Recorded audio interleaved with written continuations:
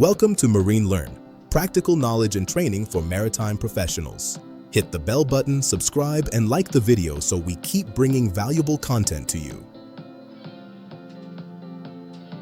Welcome to this technical briefing on the Hydraulic Cylinder Unit or HCU Function Test. As a marine engineer, your priority is the precision of the electronic control system. This test is essential for verifying sensor calibration and the mechanical integrity of injection and exhaust valve components. While the engine might technically run even if a test fails, performing these checks prevents unplanned downtime by identifying sensor drift or software issues in the MPC processors before they escalate into critical failures. The HCU function test is normally carried out with the engine stopped and in finished with engine condition during maintenance, troubleshooting, calibration verification, or after overhaul work.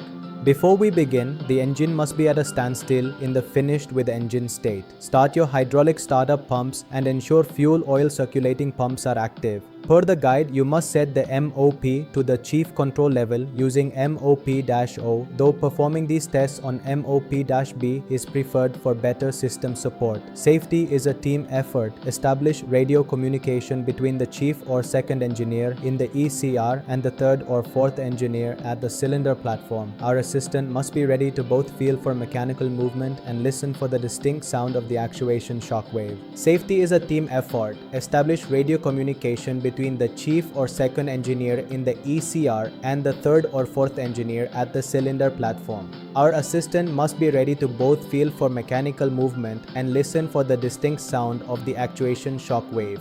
Before we execute, map your telemetry to the hardware. Monitoring these feedback channels is critical for localizing any potential faults. Navigate to the function test interface. Select the reboot button to shift the CCU into test mode. Be advised, this transition can take anywhere from 3 to 10 minutes. During this window, the multipurpose controller, or MPC, stops controlling the system. Do not proceed with testing until you see the explicit test mode confirmation on the UI.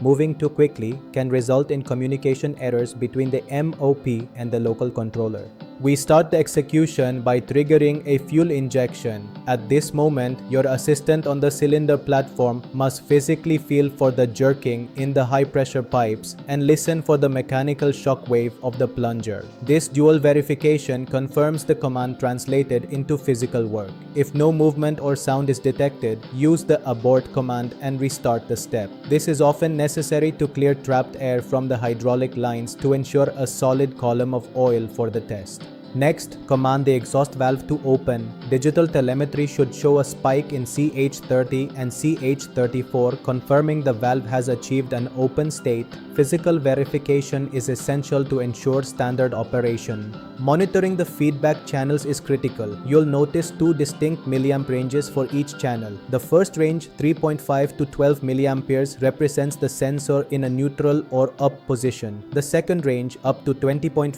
milliamperes, indicates the activated or down state. The FIVA valve logic is a safety priority. It redirects hydraulic oil to either the fuel booster or the exhaust actuator, one at a time. If it attempts both, the system triggers an illegal position alarm. Also, keep in mind that the exhaust valve relies on an air spring to close when hydraulic pressure is absent. If your CH34 readings don't return to the neutral range, check your spring air pressure. Monitoring the feedback channels is critical. You'll notice two distinct milliamp ranges for each channel. The first range, 3.5 to 12 milliamperes, represents the sensor in a neutral or up position. The second range, up to 20.5 milliamperes, indicates the activated or down state. The FIVA valve logic is a safety priority. It redirects hydraulic oil to either the fuel booster or the exhaust actuator, one at a time. If it attempts both, the system triggers an illegal position alarm. Also, keep in mind that the exhaust valve relies on an air spring to close when hydraulic pressure is absent. If your CH34 readings don't return to the neutral range, check your spring air pressure. Next, we move to the cyclic test. This verifies the continuous opening and closing closing of the valves under pressure. Monitor your stroke length, aiming for a standard 77 mm, and check that the opening pressures are consistent. Once the execution cycle is complete, you must click Save to calibrate the feedback sensors. This step is mandatory if you have replaced any HCU components such as a FIVA valve or a position sensor during your maintenance period. If a test fails, don't panic. Identify the exact step that triggered the fault and compare the abnormal sensor readings with your healthy cylinder units. This differentiates between an electrical sensor failure and a mechanical fault. If the readings remain outside the reference range after a sensor swap, you must look at mechanical actions. For fuel plunger faults, you'll need to overhaul the plunger assembly. For exhaust issues, the target is the exhaust valve unit. Once all calibrations are saved or aborted, the CCU must be decoupled from the localized test environment. Select Reboot in normal mode to restore standard operations.